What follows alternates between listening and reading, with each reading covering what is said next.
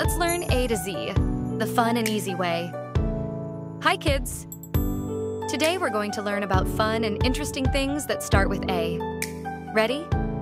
Let's get started. A large A appears on the screen and objects appear around it. A is from apple. Look at this bright red apple, it looks so delicious. A is from ant, show. There is a hardworking ant who is always busy at work. Other objects appear in animated style. It's from an airplane. Look, this airplane is flying in the sky. Above. A is from axe. This axe is used for cutting wood. Different words starting with A are placed in front of the children in turn. A is from crocodile. This crocodile is swimming in the water. A is from anchor.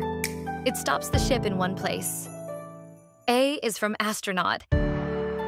This astronaut is going on a trip to the moon. A is from the arrow. It shows us the direction.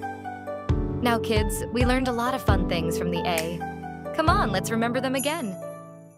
A short song begins that repeats all the words, such as A to apple, A to ant, A to airplane, etc.